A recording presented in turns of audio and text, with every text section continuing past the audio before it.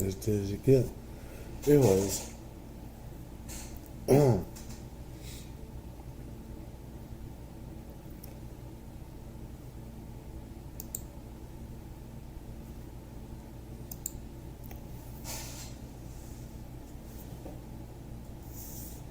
I think it's important to go over this. I want to go over,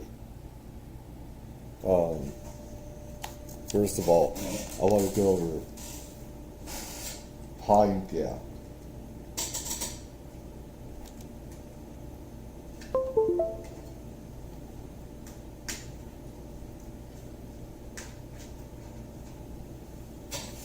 Pine Gap is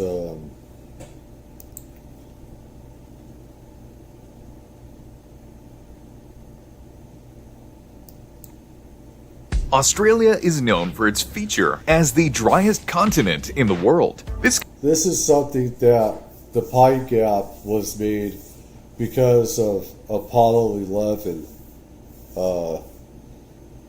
Was it the Apollo missions, I should say, that they needed to be able to track the astronauts when the U.S. couldn't. And the Pine Gap was created for that.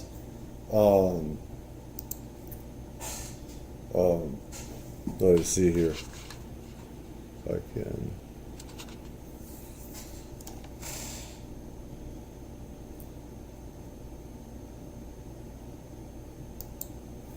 Was created for that. It then evolved into a reconnaissance and CIA run place, NASA, etc.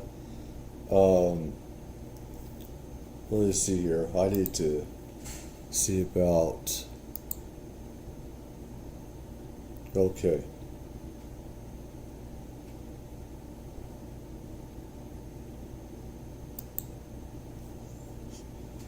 This.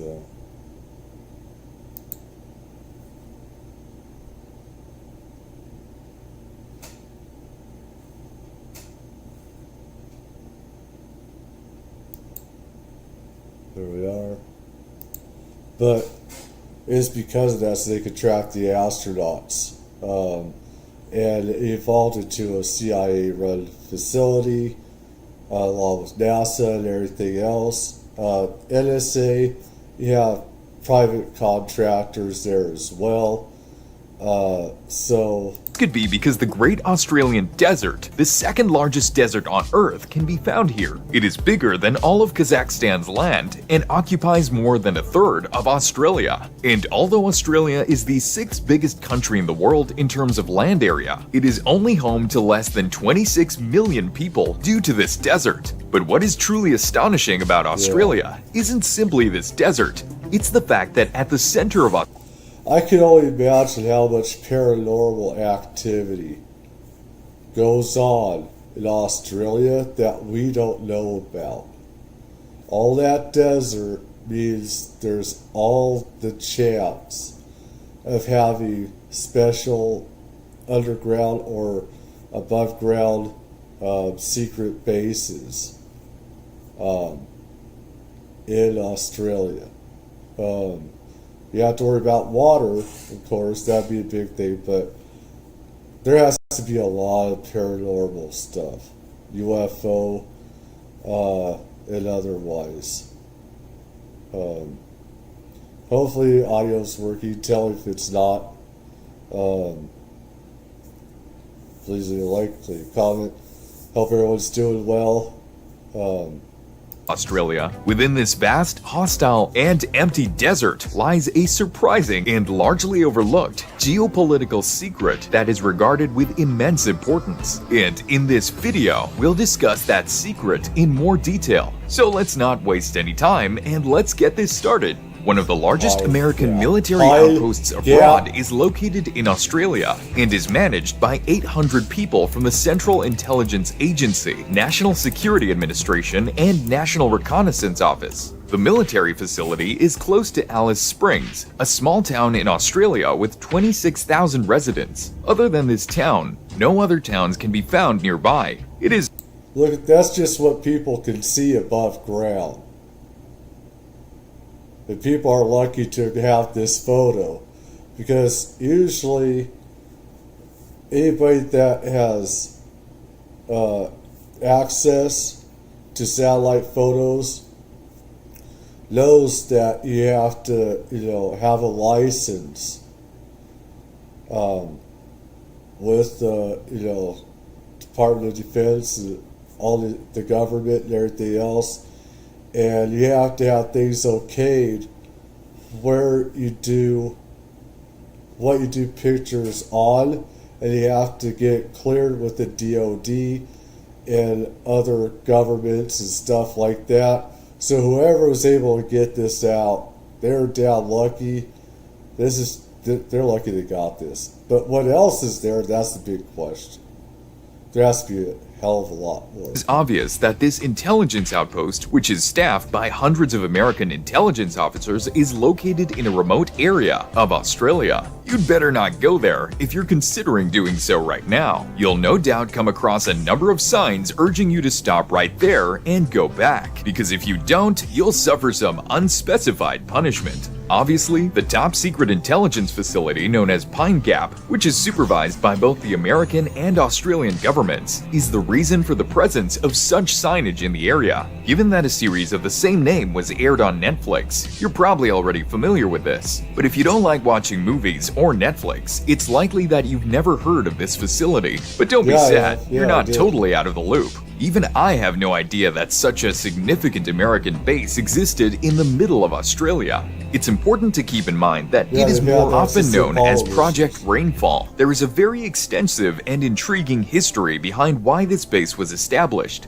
If you recall, the global Cold War between the United States and the Soviet Union heated up in the 1960s, and this is when both countries began launching satellites into orbit. As they launched the first intelligence satellites, they learned that real-time management and control over these platforms were required to be able to collect data and monitor geopolitical enemies from a distance. Theoretically, they could have created spy satellites that operated over the planet's eastern hemisphere and were based in the United States. However, Australia was picked for this American military installation for 3 reasons. The base's remote location in Australia's interior is the first reason. In actuality, the distance to the closest coastline is over 900 meters, which is far. This location's remoteness protected from spy ships of other nations from spotting signals from the satellite. The second reason is that the United States has close relations with and is an ally of Australia. The base should be built in a region where the surrounding hills and floor should not exceed 6 degrees in order for it to have a good connection, which is the final and possibly most significant factor.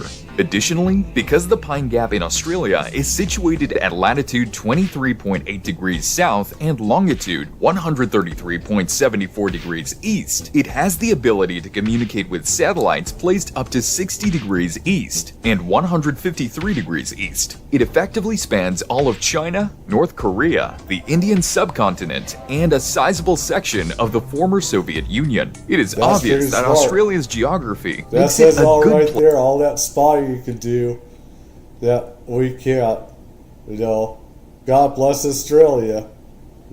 place to build a satellite intelligence base. Before we continue, I just want to remind you that if you made it this far into the video, you're clearly enjoying it. Give it a like, subscribe so you don't miss anything, and let us know what you think in the comments section. An agreement establishing a U.S. satellite intelligence base in Australia was signed by the governments of the United States and Australia in late 1966. The base eventually developed into the present-day Pine Gap. Its operation led hundreds of American families to migrate to Australia in 1970. Nevertheless, a second, more significant intelligence partnership was developed in addition to the America-Australian alliance, ultimately contributing to the establishment of the base. The 5 largest English-speaking countries formed this second alliance known as the Five Eyes, including the US, UK, Canada, Australia, and New Zealand. The alliance's primary goal is to enable easy collaboration and data sharing across all of its members' governments. Pine Gap remained a valuable information station for America as the Cold War went on and new dangers to the country surfaced, including the People's Republic of China, Vietnam, Iraq, and Afghanistan. It consistently produces information that is beneficial to America. Additionally, over the past 45 years, it has grown to almost 40 unique antennas distributed all over the site and has powered at least 9 geosynchronous satellites controlled by various U.S. surveillance organizations. Now that they are in geosynchronous orbit, these satellites are a very effective tool for acquiring data. So what's the big deal then? The satellite rotates in unison with the Earth when it is in geosynchronous orbit. This means that they always see the same region of the Earth's surface as their orbital period is the same. This is beneficial, especially when monitoring national security risks. Pine Gap's capabilities are also incomparable to those of satellites in lower Earth orbit, which routinely orbit on a daily basis and move far more quickly than Pine Gap. It's also worth mentioning that when a spy satellite is in geosynchronous orbit, it has the capability to view a vast portion of the Earth's surface at once. If you were to perform the math and computations for this, you would know that it's a little less than half of the entire surface of the Earth. It now makes sense that it's very simple for the spy satellite, which is situated above, to gather a lot of data from a big area below it. Today, we have Orion 5, which is located above the western Indian Ocean, Orion 7, which could be found at the western tip of Sumatra Island, and Orion 3, which is located at the west of Sulawesi Island. The above-mentioned satellites are the 3 geosynchronous spy satellite types that are all And satellite Tano. That sees into everything. operating from Pine Gap. They are also located in the same line of latitude, and that is about 36,000 kilometers above the planet's surface. The 3 geosynchronous satellites collect a variety of electronic signals such as radio communications, radar emissions, microwave transmissions, missile telemetry, Wow, satellite, baby, and cell phone that's transmissions, which are all coming from Earth. However, keep in mind that the real advantage of these 3 satellites is that they provide the American intelligence agencies and the Five Eyes Alliance intelligence services with exceptional spy on satellite us. surveillance of Western Africa, the Middle East, Ukraine, Russia, Iran, Afghanistan, China, and North Korea. That's literally more than half of the Earth's surface and the regions of critical strategic concern of the US. But before we end this discussion, we have I hate to say it, I hate to be an advocate for our countries, but isn't this why some of them hate us? I mean, we need to spy on adversaries, of course, but Jesus Christ. I mean, they're going to say, hey, you're doing it to us, so now we don't trust you either. Let me see here. How's it rainfall?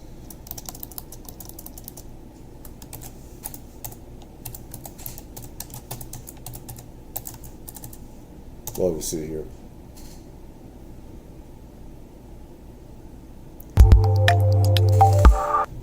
No.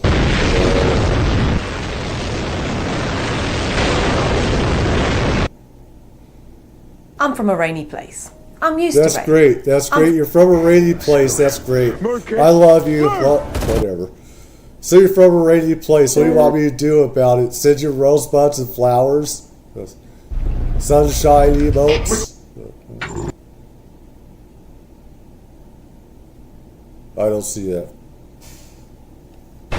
Okay, so this UFO just came out of the water, guys. I saw it on my fish finder. It went underneath my boat. I was tracking it, and all of a sudden it came out of the water. I don't know if it's looking at me right now. I don't know what's going on. I'm off the coast of Los Angeles. I'm out here fishing. Look, it's taking off. Oh, there it goes. I want to go away. Just go away, please. It's turning. Is this really even happening right now? Is this real?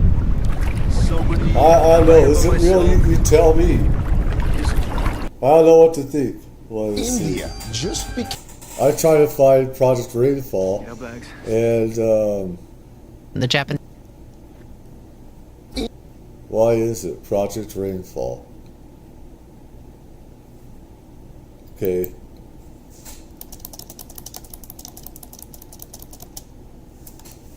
I want to do this before I get to the Australian Area 51 thing.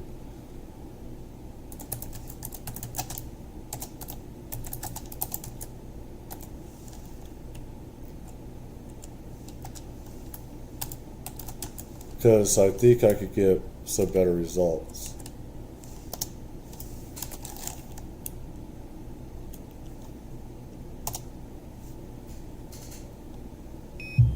Australia is a That's only X amount of seconds. Australia- I need to get that off. But there's something I wanted a certain amount of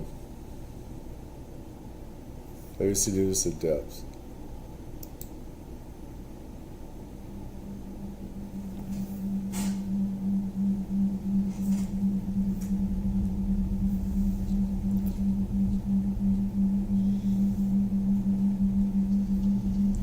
ABC News in depth. All right, we're going to try and climb a little bit higher.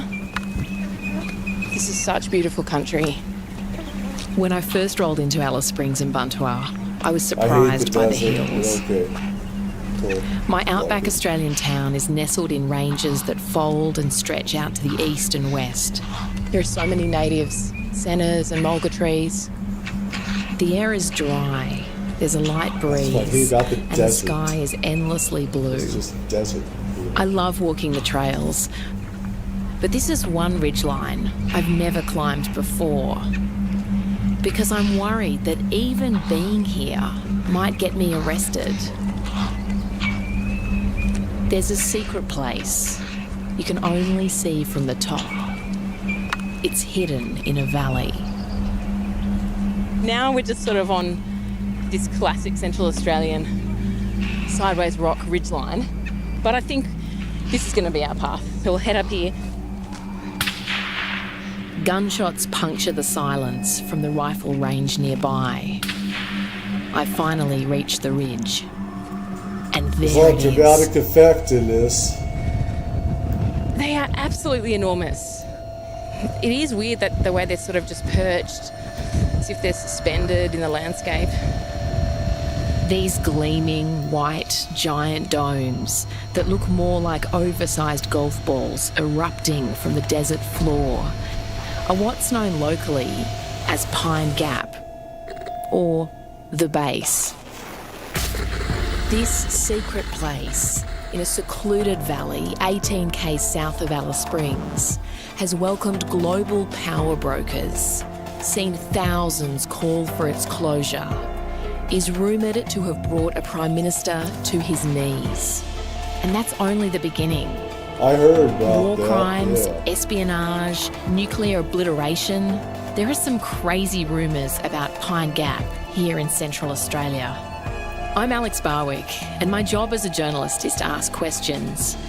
But having worked here in Alice Springs for 16 years while raising a family, I learnt quickly you don't ask about Pine Gap. I better make this disclaimer because I have to worry about copyright. This is ABC News. I'm reporting news here. Give them a like, give a shout out to ABC News. My job is to get out information and stuff like that for people to know stuff. There's a lot more to know about the Pine Gap and what's going on. There's a lot of crazy stuff that happens with intelligence there, from what they call the Five Eyes there. America, Great Britain, Canada, Australia, and another one. I don't know, I can't count. Anyways, let's go. And in a small town where everyone knows everyone else's business, that's odd. In fact, it's unsettling. Nobody talks about Pine Gap, the base. But now I'm going to. Which makes me feel nervous. People can get locked up for spilling the beans on this place. And as I start asking questions, I'm realising Pine Gap has a whole new significance now as each new international conflict explodes. What on earth is happening in my backyard? Well, it all started in the shadow of nuclear destruction. It began with the Cold War and a lie. This is season 3 of the ABC's Expanse podcast, Spies in the Outback. Episode 1, Selling a Space Base. Nice. Space base. The drought began about 1958. By 1959, the dust was blowing in town. When one of these dust storms was about to start, everything would go quiet. Not a bird, not a dog. That reminds me of the 1930s. I remember the 1930s. We had dust bowls and everything. Probably thousands of people were killed from that. Not a sound, it was just dead calm. And that was the signal to go inside and shut everything. These dust storms are eerie. I've experienced a few over the years. Standing on Anzac Hill, a lookout in the centre of town, you can see the ranges as they ripple through the landscape. I imagine a slow-moving cloud bearing down on the town as the young botanist Des Nelson watches on. It's unnervingly quiet. You'd look over towards the range and up it'd come like a great wave. Huge wave of dust coming like a great big breaker. Sort of orangey, reddish orange colour. And winds, oh boy, the winds. Trees were stripped. In the early 60s, Alice Springs was in the middle of an 8-year-long drought. The dust, a constant reminder. Lots of people were leaving.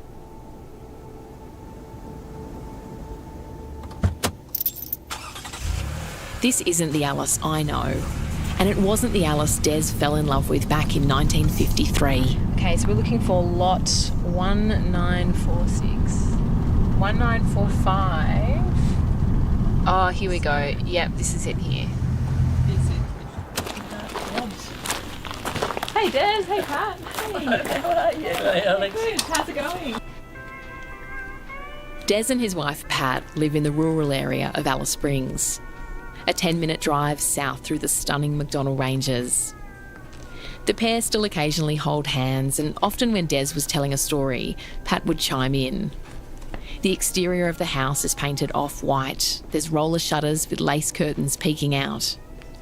Family photos and pictures of the desert country hang on the light mint walls. Pat pours us all cups of tea. It's cosy. How would you describe yourself when you first got here? Oh, well, I was a teenager. Pretty lively sort of fella. Des was a bit of a rascal in his day. Oh, I boy, really you want to ain't get to heard the nothing story yet. here because I want to get copyright there. I want to get. God. Before I was interested in guns, I was Oh, interested get in to- explosions, and I blew myself into hospital. To That's catch great. the people who might be stealing the chickens. Alice Springs is still full of characters. People like Des and Helen, whose families have poured their heart and soul into the town. They've seen it through all Great. seasons. It And the is. 60s had been a hard one. But those Americans that Des had seen around Alice Springs were about to strike a deal that would turn the town's fortunes. There's a story I've heard about this. 4 official-looking men standing on a patch of red dirt, surrounded by hearty native plants near an Red empty black. riverbed. The ranges rising around them, the dust coating their leather shoes. And they cracked open a case of red Australian wine to celebrate. One of the men uncorks a bottle. and the dry earth soaks up the blood-red liquid that splashes out. I don't know whether they What the shared it hell with their is drivers, which this? would have been a nice thing to do. The United States and Australia were planting the flag, so to speak, and claiming this land to build a space base.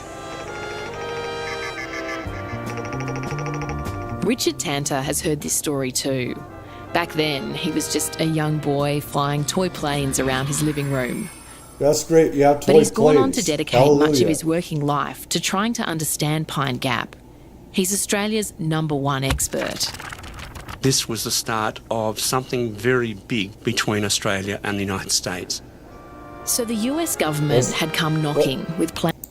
Let's move along here, okay? I'm not trying to be mean. I'm not trying to be rude, but I really try to get to the facts of this place here.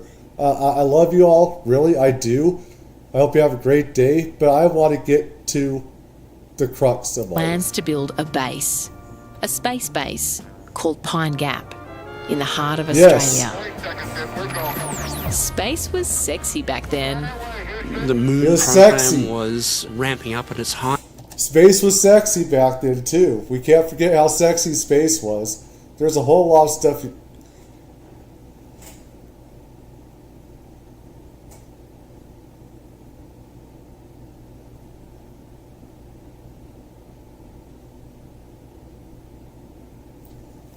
I didn't bring this up. I didn't bring this up. They did. They brought this up, not me. She said it, not me. Everything was going well. The space race was on. Man was about to walk on the moon for the very They were. first time. And Australia wanted in on the action.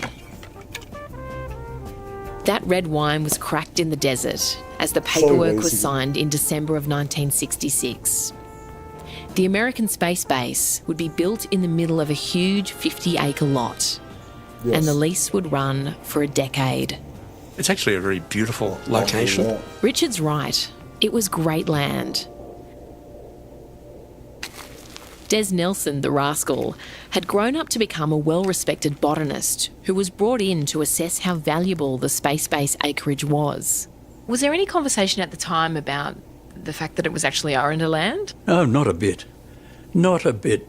Something like that was just never, ever considered or talked about. The Arundel people were and are the traditional owners of Alice Springs and Buntua and surrounds. But back then, land rights was a long way off.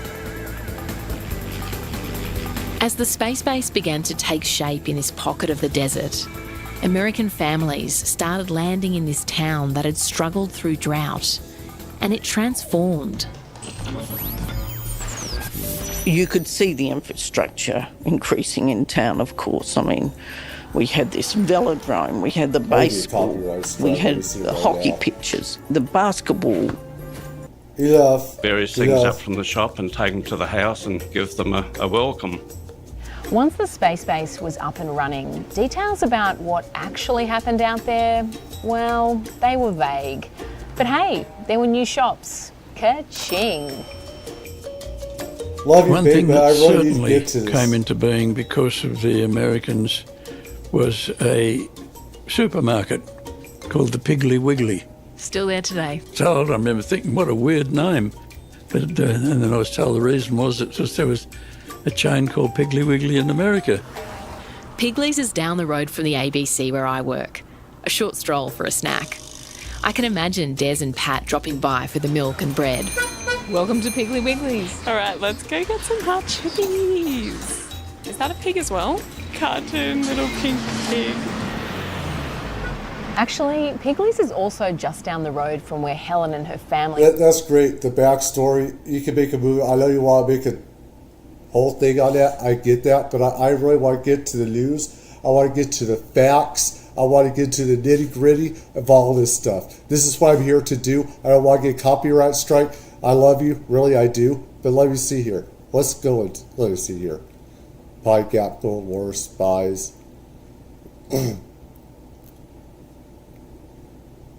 Where is it? What did you all do at school today? Did some math. We did Arundel. There's a bowl of teriyaki chicken, some corn, Yes, avocado teriyaki and chicken. noodles in the middle of our wooden kitchen bench. It's dinner time. That's great. You got Sealing the teriyaki deal chicken. between Let's Australia talk about and the pine America gap. for a secret place. Yeah, no, Before no. the votes had even been counted, this guy Tang, This is for the Minister pine gap. Lance Barnard. Tui was preparing papers and writing speeches. What were his worries about Pine Gap?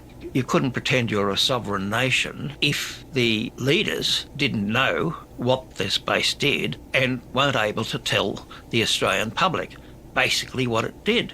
They had no clue about whether it might become a target or whatever. There now need be no secrecy because Mr. Barnard and I can find out whatever we want to. Step 1 for the incoming PM. Whitlam would get a briefing from his Defence Department, and a key agenda item was the secretive Pine Gap base. There is an absolute and complete requirement in the Australian Public Service that you can't lie to Prime Ministers. You can't take it on yourself to say, I'll decide what's going to be kept secret. And that's what happened with that briefing. Freshly elected Gough Whitlam met with Brian's boss, Lance Barnard, and a man named Arthur Tang, the head of the Australian Defence Department. And it happened almost immediately, before all the votes had even been counted. This guy Tang wanted it done.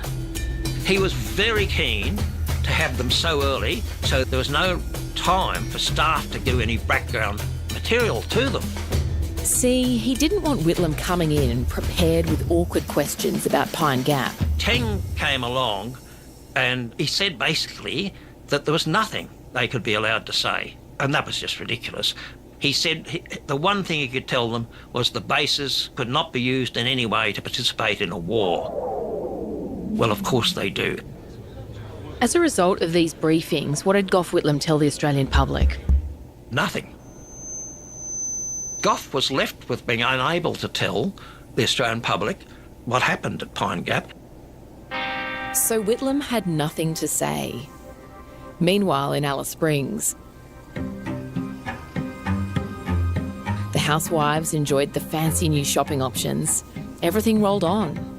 Most people oblivious to what was really happening just over the range in that American base. The once sleepy town was growing. The population had doubled since the base was announced. But this new prosperity came with strings attached. Suddenly, there were hostile eyes on the other side of the world, fixed on a small community in the middle of Australia. And what happened thousands of kilometres away suddenly raised the stakes for Alice Springs. And now to the Middle East, where the bitter fighting between Israeli and Arab forces has entered its fourth day, with conflicting reports of which side is winning. Israel and the Arab states had been in and out of conflict for decades, as the peace brokered after World War II crumbled again. 1973 saw more bloodshed as tensions rose. The US and the Soviets each backed in their opposing allies. US President Richard Nixon believed a nuclear strike on Israel from the Soviet-backed Arab states was imminent.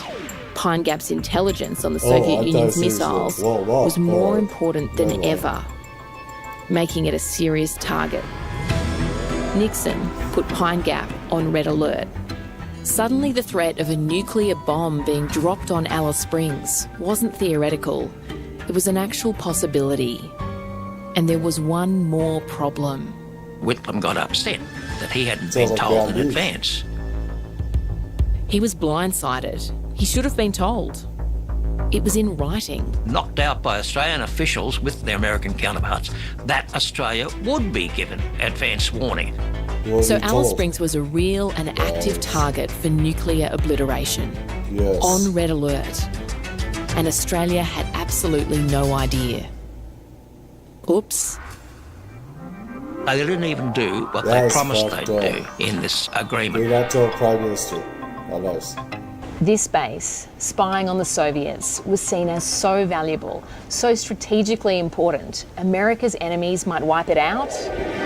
Once and for all, it confirmed this was no space research facility.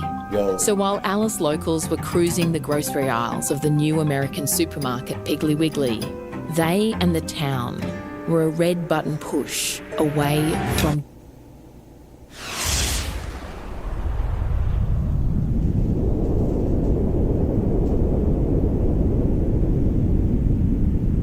The Yeah, effects sea of a creature. nuclear weapon explosion, the immediate one is heat and force of the explosion itself.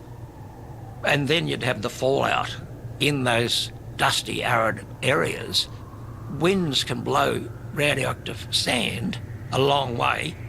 So they can do is blow big nuclear clouds.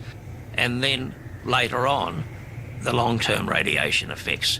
What would be the damage to Alice Springs itself? Well, a fair bit. Would kill you in most cases. This is my outback town Tui's talking about. The oval where my son plays soccer, the bakery and the mall where I meet friends for coffee. It's hard for me to imagine that Total Australia ball? was now tangled up with the US in an all-too-real Cold War. I got them all over And there I know Whitlam about. was sick of the secrets. By now, Brian Tui had moved on from his shoebox office in Canberra. Turns out he wasn't fated for a long political career. He and his boss, Defence Minister Lance Barnard, parted ways just 7 weeks into government. But Brian's interest in Pine Gap didn't end there.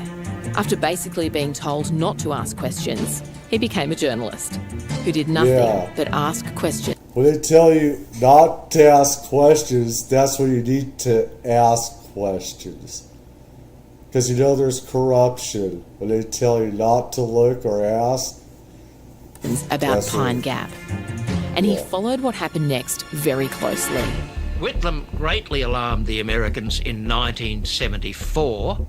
After all this secrecy from the United States, Whitlam decided to shake things up on the floor of Parliament. There was a question about would a Soviet base be allowed to set up in Australia.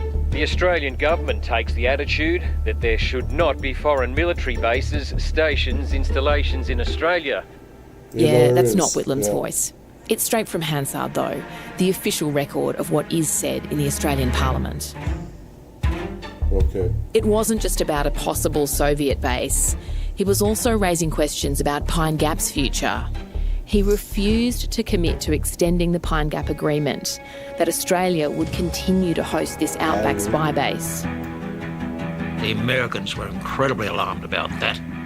As contingency planning there, the embassy, the whole of the US Defence Department, said that they'd shifted to Guam, a Pacific island that America owned.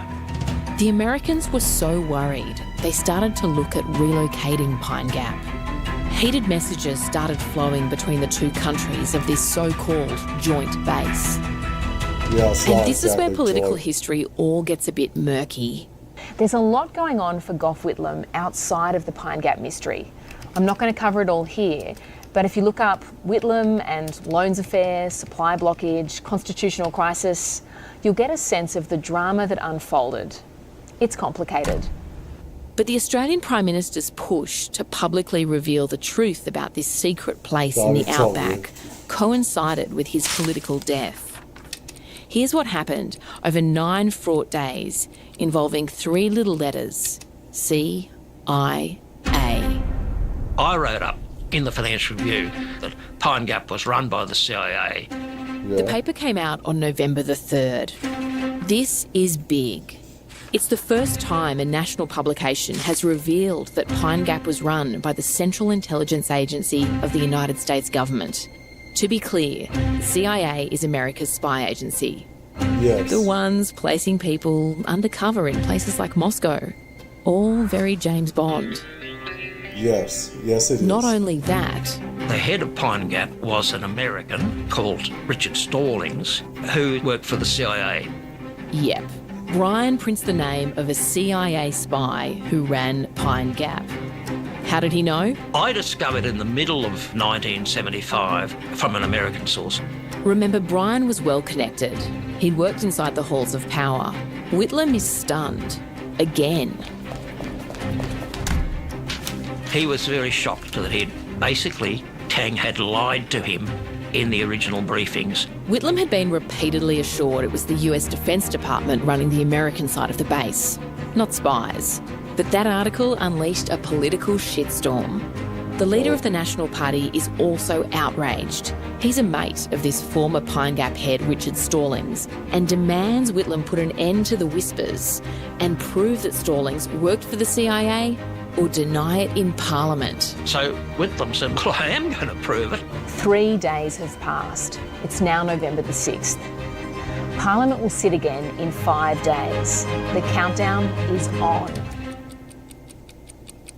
Whitlam puts the screws on his secretive defence chief, Arthur Tang. Tang was forced to reply. He said that Richard Stallings had worked as the head of the CIA-run base. Finally, Whitlam had the truth. According to Brian, Arthur Tang went berserk at the prospect of it all coming out in Parliament. Tang then said things like, this is the greatest security crisis ever facing Australia, and puts in writing to him, you must under no circumstances give this answer. It's November the 11th, 1975. 9 days since Brian's original news story, and one of the most infamous dates in Australian politics. Whitlam heads back to Parliament. Will he reveal what he knows about the CIA, Richard Stallings and Pine Gap? There's no question whatsoever that Whitlam would have answered, and that would go on the record. But he never got that chance. Political sensation in the national capital. The Prime Minister, Mr. Whitlam, has been sacked. The opposition leader, Mr. Fraser, is the new Prime Minister of Australia.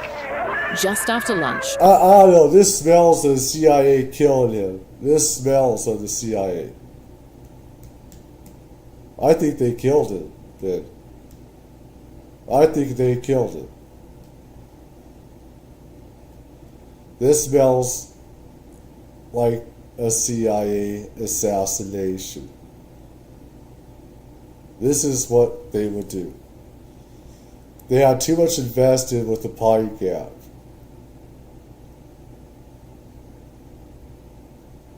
Too much invested in it. All these satellites, and you had, Apollo missions. You had surveillance of China, Russia. You could do it on Japan as well. You had, communications with Vietnam War. And you had Guam. You had the Philippines. You had India. All these different countries.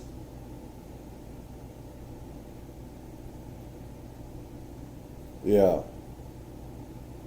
The CIA, they had to do. On November the 11th, Gough Whitlam is handed a letter from the Governor-General, John Kerr. Kerr sacked him before he could answer the question and before he could do anything about saying that he'd asked Pine Gap to go. He was very, very angry about what was happening then. With the Queen's authority, the Governor-General of Australia can technically give the PM the boot, but it's something that had never happened before, or since. It led to a major national reckoning that a democratically elected leader could just be sacked. Whitlam's promise to reveal the secrets of Pine Gap was stopped dead in its tracks. Well, it was shocking. We knew that there'd been all sorts of scandals, but we weren't expecting he was going to be dismissed by the Governor-General. Russell Goldflam was a bit... I don't know if he was assassinated or not, but this smells of the CIA. It definitely was. They're definitely involved. They're definitely got somebody else. It wasn't... I don't know. This is my first time digging. I mean, I've heard about some of this before, but I've forgotten a lot of this. So... Bit of an anti-war hippie, and had been inspired by this progressive leader.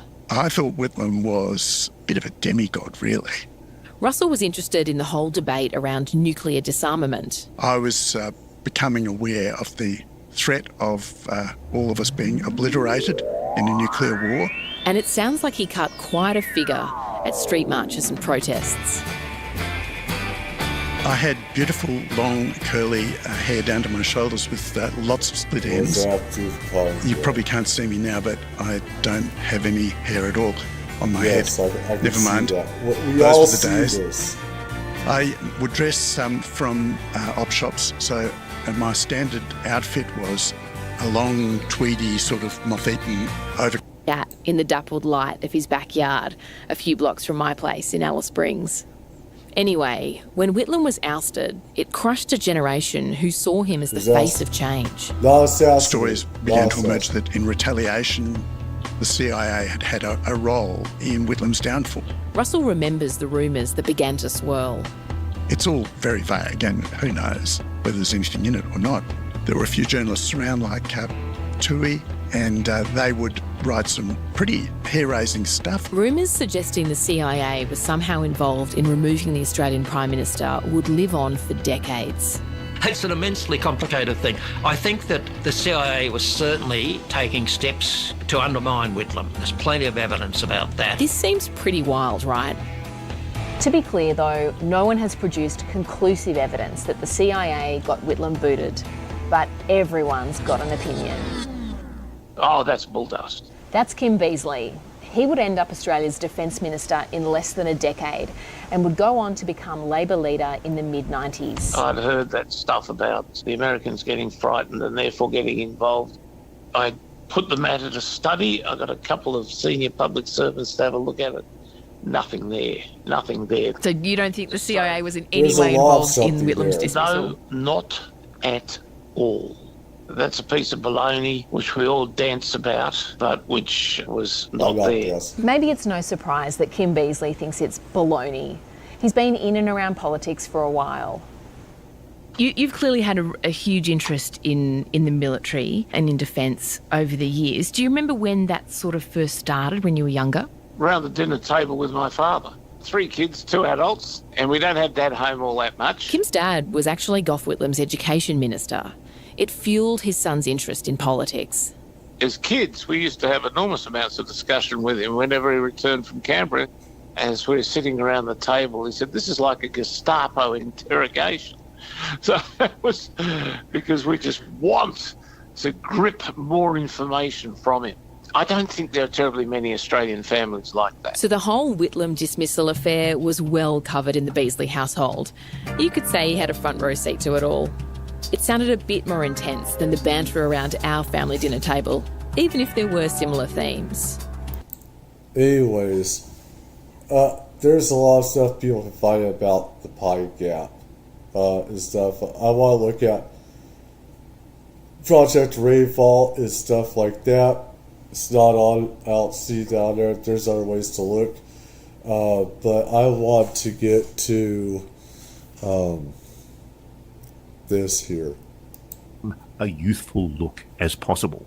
Go watch the video at But before we do, I need to take a leak real quick. Be right back.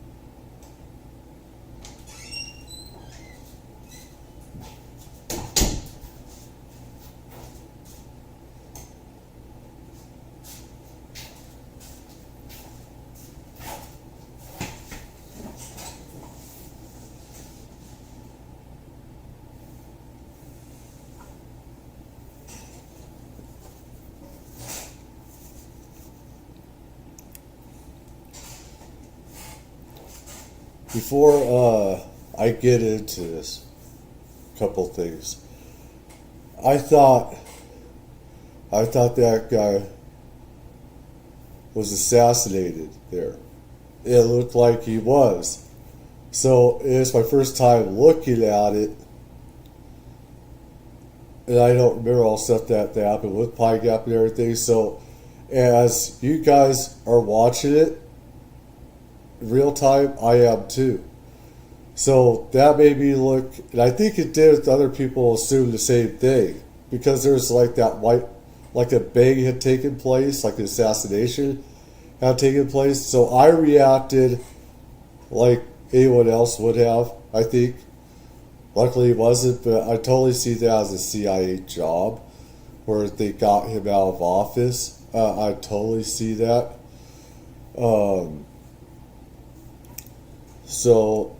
At that, and I need to put this out here. This is from News Nation, Ross Coulthart. We like, watch.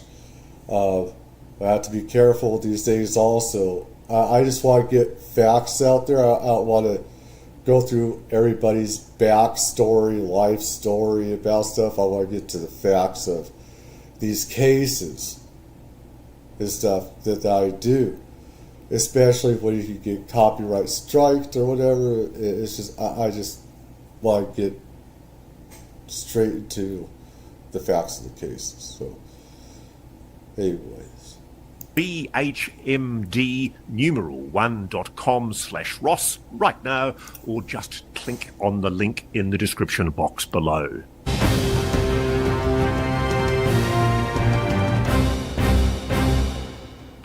Hello and welcome back to Reality Check.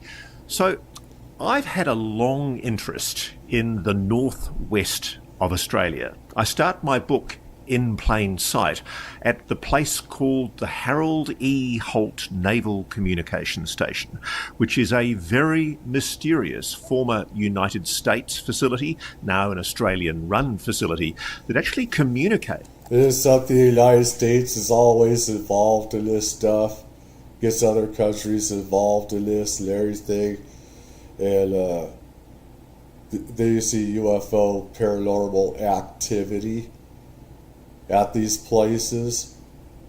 I find that a lot of places where we have secret installations around the world is that they're already riddled with paranormal activity.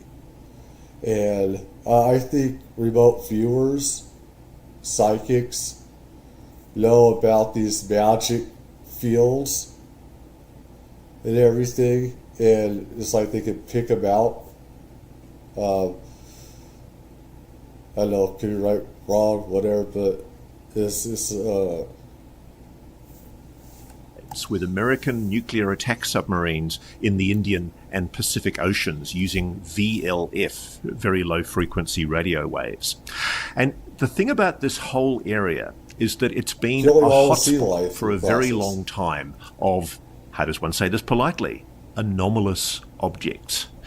And adjacent, just to the east of the Northwest Cape, is a place called the Pilbara Desert, a gigantic swathe of Western Australia, rolling red desert country that to the Aboriginal people there is beautiful and also deeply mysterious. When the first settlers came as colonists to Australia in the 18th century, they were puzzled by what became known as min lights, orbs, glowing spherical orbs drifting through the outblack. And the fascinating thing about it is that 100 and something years on, we still have no answer to that mystery. Well, our guest today is Dr. Andrew Morgan, and he's a Kiwi like myself. And he's also a person who's got extraordinary scientific qualifications. And he's taken a very, very close interest in the whole subject of UAPs anomalous phenomena across UFOs. that part of Western Australia. And what he's uncovered is actually quite fascinating. It's a poke in the eye for those people who constantly say, oh, yeah, if there really are UFOs and NHI, why do they only ever show themselves over cities in America? And that's not true at all. I just That's don't a think lie. we've been properly looking. And I often think the only way we're ever going to crack this mystery... I think that's just stupidity and people that don't know anything about the UFO, they've never done their own investigating and stuff like that. Only the ignorant will think that it's just the U.S. and it happens all over the world. I mean, there's stuff happening in Africa. There's lots of stuff happening in Brazil. And, there's Argentina. There's Russia. There's China. It happens everywhere. It's not just the U.S. Only idiots will say that. And say that, and then they'll say that it's all in your head or whatever. And those are just the stupid that say that. Is by sciencing it. And that's what Andrew's doing. He's a scientist. He's a teacher in science at a school in Western Australia. But he's got a very illustrious background in studying of science. He went to the University of Auckland, did an undergraduate degree in zoology, completed his Paddy Dive Master qualifications, moved to Queensland in Australia in 1995 and did a Masters in Marine Science at the University of Queensland in Brisbane, returned to New Zealand at the end of 1998 and did a PhD in Environmental and Marine Science at the University of Auckland. He was commissioned as an officer in the New Zealand Navy, did his basic training, bridge watchkeeping and vessel safety over 2 years, joined the Active Reserves in 2007, taught marine studies at the Bay of Plenty Polytechnic in Tauranga in New Zealand for 5 years, while also consulting to the fisheries and aquaculture industry. And he moved... Again, people, he does a lot of good stuff on UFOs and whistleblower stuff like that. Give a shout out. I probably should not have done this. It's only been out a few hours, so I can see this being copyrighted because of that. But this is something, if it does, I'll use another source to get the stuff out or whatever. It's just something I've known about, want to report on. Moved very sensibly to Australia in 2012 with his family, and he consulted in the offshore oil and gas industry for 5 years as an environmental advisor in exploration, drilling, planning and approvals. And he's now the honourable profession of teaching in science, I presume, Andrew. Is that correct? Yes, thanks, Ross. Yes, career science teacher. So I've been 30 years in science now and back into the teaching profession again. Now, the thing I find very brave of you to admit, because it's very controversial for a scientist, is that as well as being a scientist who's endeavouring to study anomalous phenomenon, ever since you were a child, you've been what is politely called an experiencer. You believe that you have had encounters with NHI, with a non-human intelligence. Wow. Can you tell me about that? Yeah, it's a lifetime experience, and I'm very careful about the vocabulary I use as a scientist, and I've written a book on it now too, which has made me go back through my life and look at all these patterns and occurrences with entity interactions and all the common vocabulary, so dreams, visions, astral projection, bilocation, and that sort of phenomena that no one ever talks about because of the stigma attached to it. And what I wanted to do was say, look, here's a career scientist, 30 years in science, wants to understand more about how this has impacted his life. I mean, look at Professor Gary Nolan, for example. He's an experiencer as well. So there's a lot of these people very high up in their professions coming out and talking about this now, and I think we need to have a conversation about understanding how this impacts people's lives and what it all means. So what does it all mean? What were the kind of experiences you had? Take me back to some of the earliest experiences you had as a child. As a child, I'd say at 7 and 9 years old, I suppose it's a typical childhood experience of what they call little people in your bedroom that I had twice when I was 7 and when I was 9. And back then I've got no concept of what UAP is, what NHI is. I had my first UFO experience when I was approximately 8 to 10, around there. So As a child, you don't. It's just a novel experience, unusual, and then you put it in the back of your mind through your life. And it's only later on as a teenager where I have these really vivid experiences in my room, and I've always been able to remember what I do when I'm asleep. I suppose it's a little bit unusual because I've been able to go back and recount and remember these experiences of being conscious while asleep and out of your body, taking places. When I got older, and more recently, that turned into even craft entity interactions as well. So you believe you're a classic abductee. You've been taken from your bedroom at night and taken somewhere else, to a craft perhaps.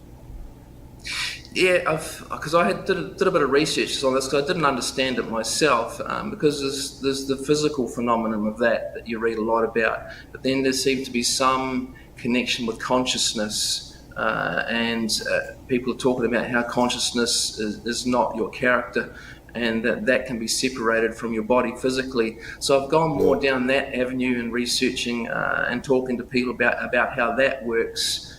So that part of you can be taken places, and then you come back. So science it for me. You're the scientist. You're the guy who works on the kind of empirical scientific method. You believe clearly that what you've experienced ever since you were a child is real, that it's not some kind of hallucination, some kind of psychosis. Why do you believe it's real? What is it that has given you that confidence that you're dealing with something that is in fact non-human intelligence, NHI? I suppose the confidence comes from my maturity in thinking over 30 years in science and understanding the science of consciousness, because it's repeatable. The thing is it measurable?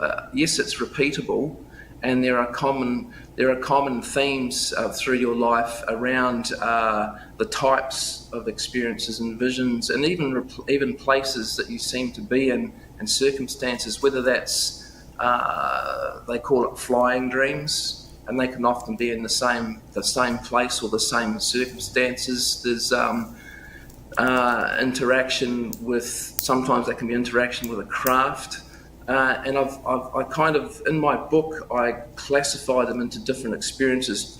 Normal dream processing, which I've read about. You're processing what happens during the day. You may or may not remember that. Then there's visions, which they can be precognition or of something that hasn't happened.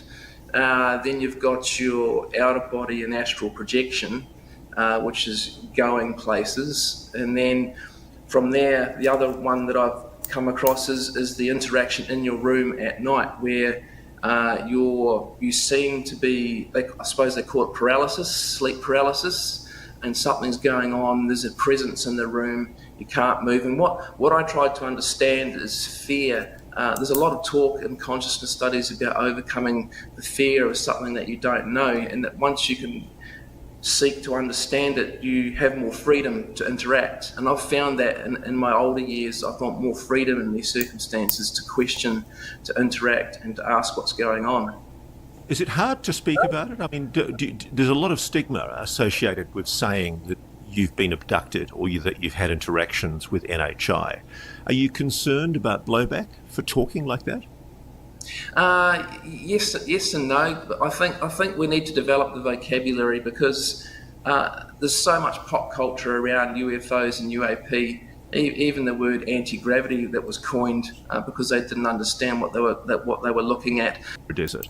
And I think I don't want to do so much. I got bad feeling. I get copyright on this, and because it's only been 3 hours, and this is News Nation in a lot of ways and everything, and I probably should give it more time before I do this, and I got excited. And everything.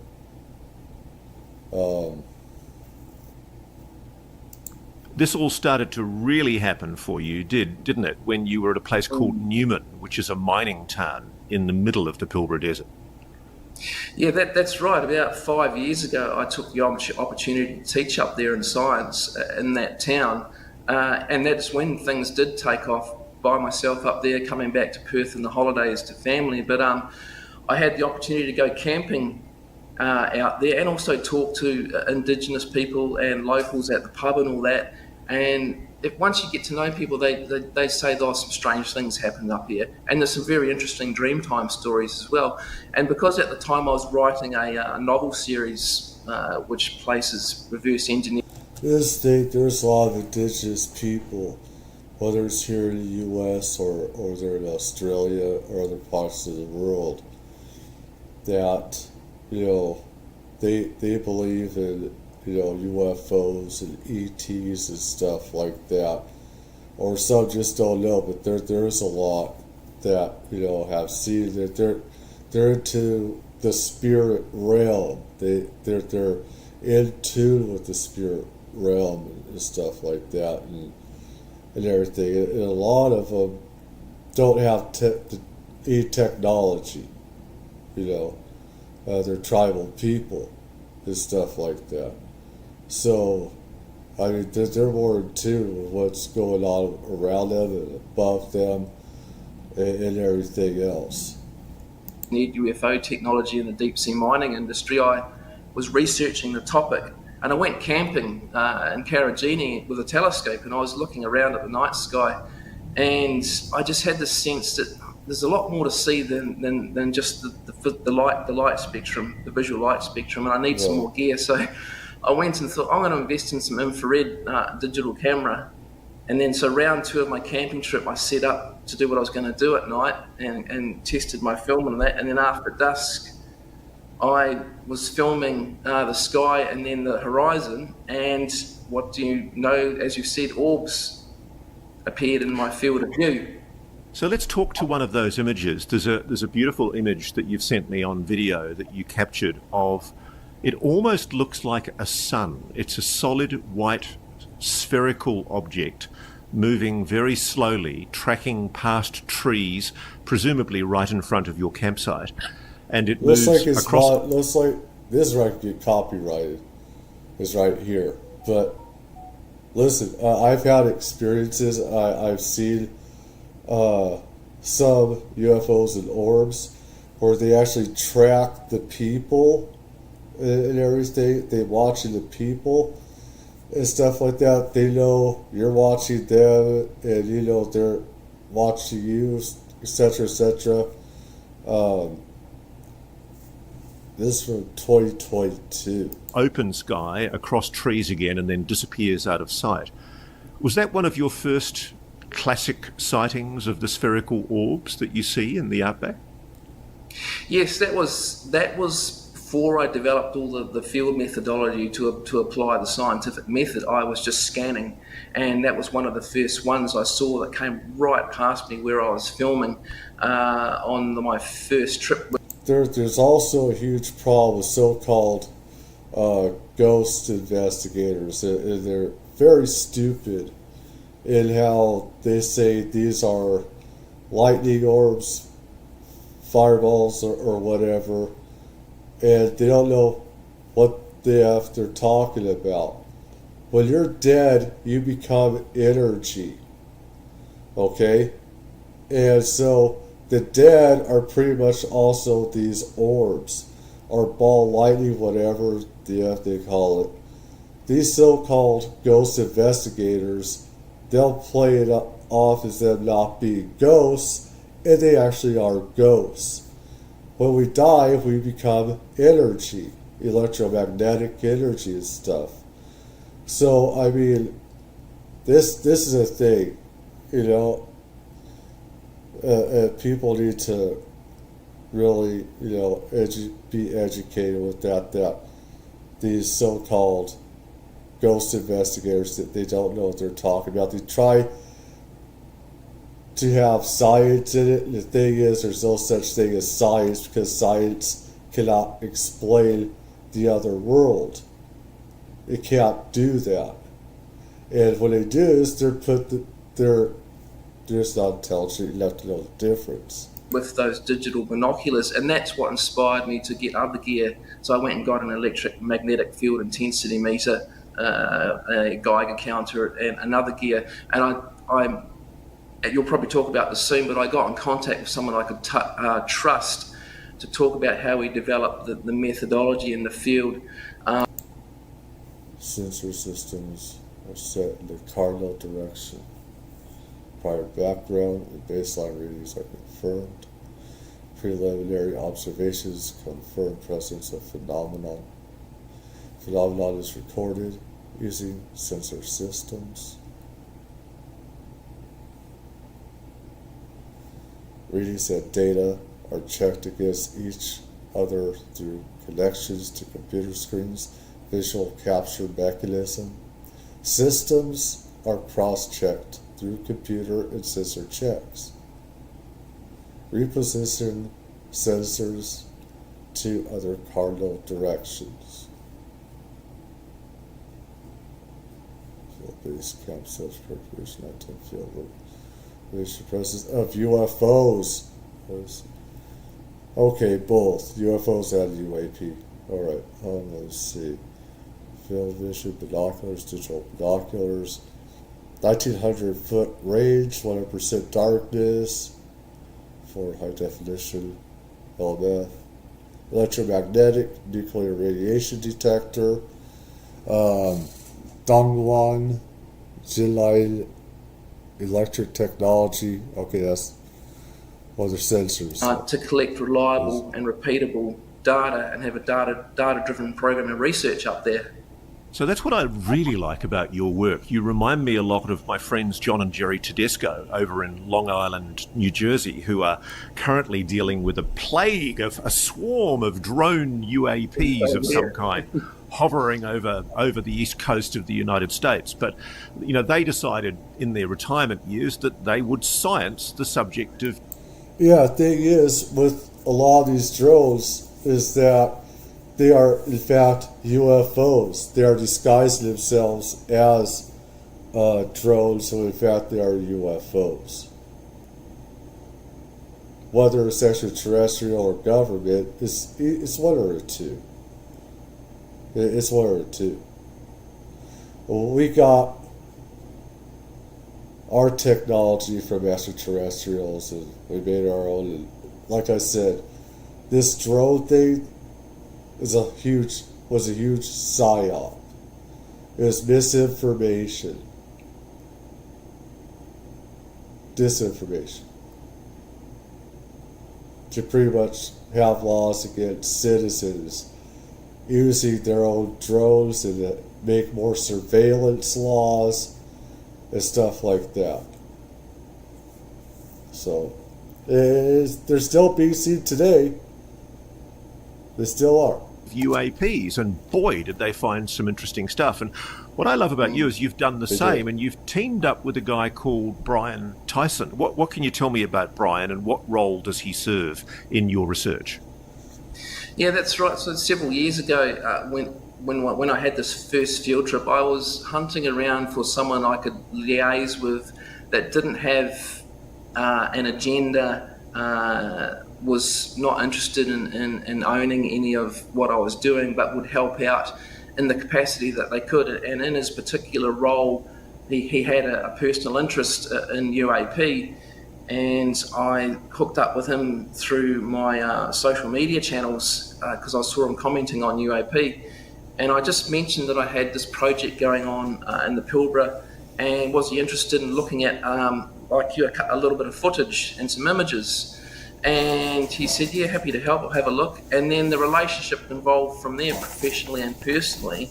And he became a key advisor on scientific methods, interpretation, a bit of speculation, what we need to do to develop the research into the future. Because I only had a self-funded budget. So we came up with proposals and funding proposals for how we might expand that into the future. So he's been he's been quite key in the background and wants to remain in the background due to the nature of his job and his work, which is fine. But yeah, he's been a key player. And so, one of the things, you've had papers published, haven't you? We self-published on ResearchGate. Now that's an interesting story because we did submit to a journal and waited the 6 to 8 weeks for the first lab paper to be reviewed, double-blind review. So one reviewer came back positive, published with minimal corrections, and the other reviewer just focused on one thing, and that was the camera's only filming at 30 frames per second. I can demonstrate they're all artifacts of filming. And so the journal rejected the paper, which means the other two papers we didn't even get to have reviewed. So what we did is we published them as research papers through ResearchGate attached to our lab, which we just call EnergyScape. So they're published, self-published on ResearchGate now. Now, let's deal with that. Firstly, is 30 frames per second filming a liability for you scientifically in proving your thesis? Yes and no, because we should have a frame rate of about 1,000. Tedesco would tell you that as well. But to compensate, and I even say this in my research paper, to compensate, we looked at reliable, repeatable, measurable, data-driven approaches over multiple times. So going back, doing the same thing over and over and over again. And so your point is that if this was a camera artifact, it would occur incidentally. It wouldn't occur pretty much all the time. How often are you seeing these objects that you call orbs and rods? Every time we go to the same site and do the same standard pattern of data collection, the intensity and the numbers of them might vary, but they're always at that site. We think, talking to Dr. Tyson, that it's connected to some sort of temporal or interdimensional anomaly at the site as well. So, but to measure that, we need more gear. I mean, we've looked at electric-magnetic field intensity. We've made correlations between the manifestation and the EM intensity. Let's deal with that, because you've mentioned a Geiger counter and you've also mentioned an EM detector. Let's talk about electromagnetic energy. Did you notice anything anomalous about the electromagnetic energy in the area where you were? Yes, that's a good question. Yeah, so there are naturally occurring EM anomalies, and there is with the Hessdalen lights as well. In Norway, and we found that there was a build-up during the day in the middle of nowhere. There's nothing around there's no high voltage power lines. We're away from anything that could generate the voltmeters and microteslas that you would associate with suburbia, and that would build up to late afternoon. And then we found that the intensity of the manifestation of orbs and rods had a correlation between 0 and 1 with the intensity of the electric and magnetic field build up during the day. Now, I'd like to get more data on that because we had 4 data plots on a linear regression graph to get a strong correlation. So we've got more work to do, but there's certainly an indication that there is something anomalous going on there. So can you say that the electromagnetic radiation that was anomalous, was it causative or correlative to the appearance of the orbs and rods, do you believe? We posed a number of different theories on that. So the key at the moment is not to say it's this or it's this or it's this. We posed several different theories, and one in particular was to do with energy coupling or energy cascades in the area, because we've got, I think it's called piezo. I don't want to take too much. Let me see. Too much, because I also want people to see it, and I don't want to copyright it. But let's see. The life form extension, and I said, well, do you think it's sentient as an intelligent objects were able to overcome inertia and demonstrate it? Some of the 5 observable. I've seen some of these things, these that are very small rods. Yeah, they're seen all around the world. They've been seen in South America, India, and other places. These rods. I've seen these 20 years ago. They'd be caught on camera. A lot of people thought that these were a hoax. They're not.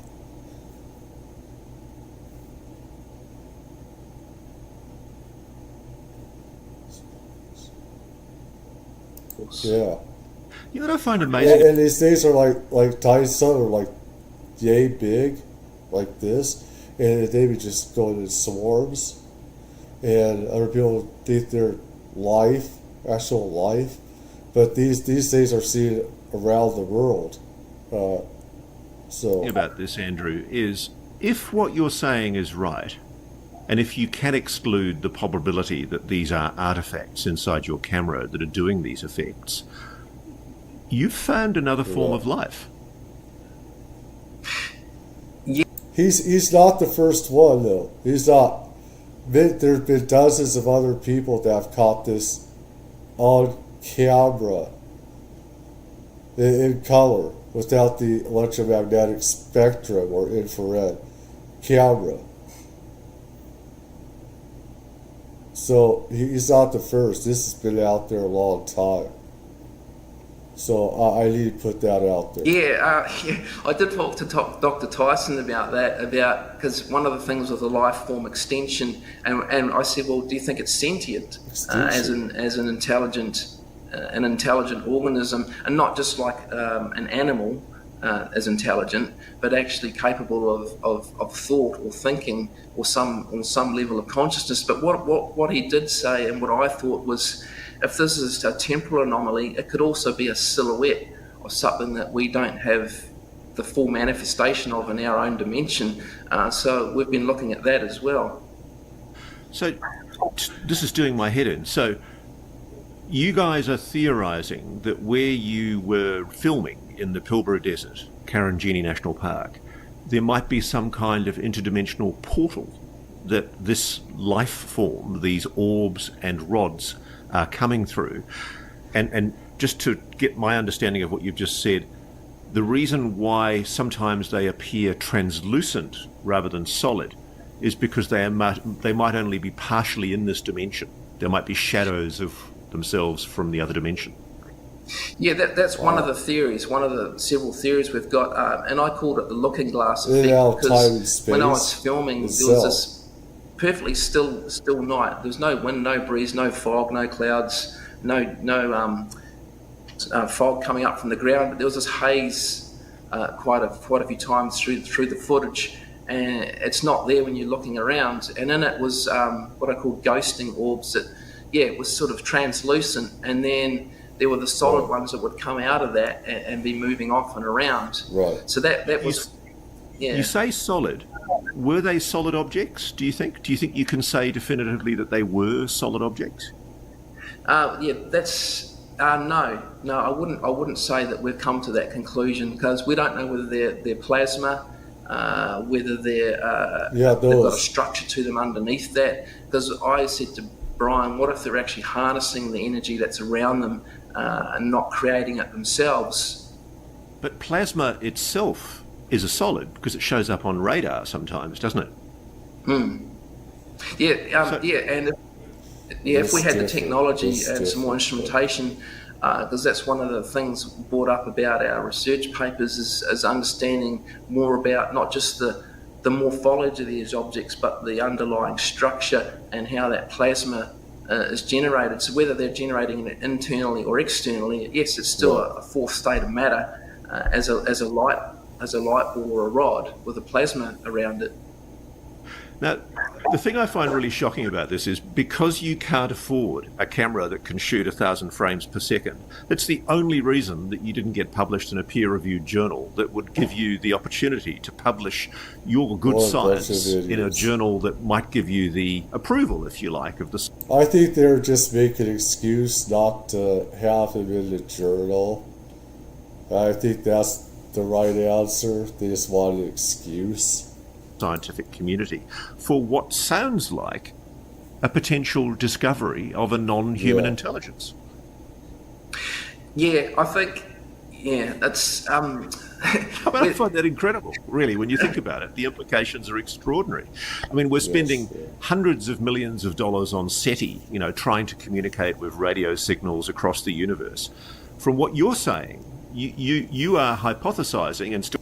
SETI has been a huge scam. I've heard that different teams have come and gone, and it's fraud. These shipments never been started because it's all a scam. It's all embedded in fraud and everything else. ETs have been here forever, as long as we have, and they shouldn't have any voice. They just need to be shut down. It's all a BS project. When there are ETs in our skies, underground, around us all the time. It's just a scam and fraud they're committing on taxpayers as well. Still working, obviously, on trying to prove it, but you've got a pretty solid basis for a hypothesis that what you are exploring is another form of life. Yeah, I think we have the beginnings and the groundwork to do that, and I think the key is application of the scientific method. And yes, cheap gear, but cheap gear done well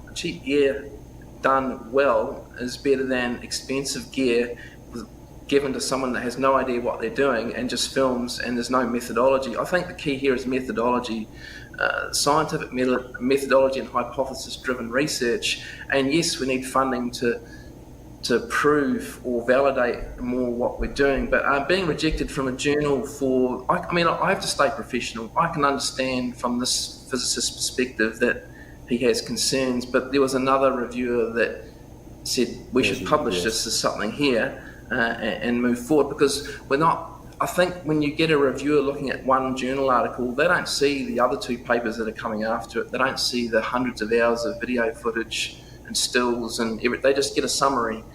So in staying professional, yeah, I understand that, and there are ways to self-publish now, and I think this whole publish or perish thing needs to be discussed more at universities as well, because it's all tied to funding models as well, of course. The thing is, these idiots are not.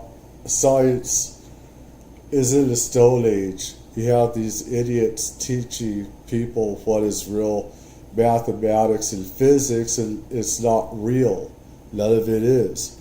They're being taught falsities and everything else, and lies, and we have all the stuff that can totally bend and destroy physics, and that can go and warp space-time around us all the time, go through walls, glass, and everything else. And these are just idiots. And they need to be taken out of universities and colleges because they don't know what they're talking about. They're too dumb, to be honest. They refuse to accept what is real. They don't want to accept it. They don't want to understand it. They're blocking, real knowledge and stuff. And it's just, I don't respect science or anything because it can't explain it. They don't want to accept reality. That these things are real. ETs are real. They've been here forever. And these people have to be outed, not have a job or anything. And there needs to be a total revolution of, what science is. And science can't explain it. It's what I call spirit, I call it magic, be proper, because it's not technology, it's not all technology. It's something much bigger. It's something that science cannot explain, will not be able to, because they're too dumb and stupid to know the difference. They are stuck in their little caves and have their heads buried in a hole.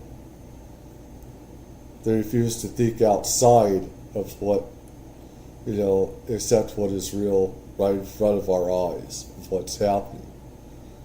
And when they refuse to do that, you have to get rid of them. It's like I say, blindly the blind. It's Neanderthals creating more Neanderthals, cavemen, that will not advance knowledge and spirituality. and have to get rid of them. Anyways, this is all I'm going to do on this. I want other people to see all this. Yeah, of course we're doing all of that. We're doing all of that. And there's a lot of stuff to see here. And I could feel Ross Coulthart having a bad face on me. Like he's pissed that I'm doing this and stuff. And I think he kind of have a right to, because it's only been out for a few hours, 3 or 4 hours. But I just want this stuff out there and everything. There's so much content to do. I wish I could do more. Anyways, everyone have a good morning.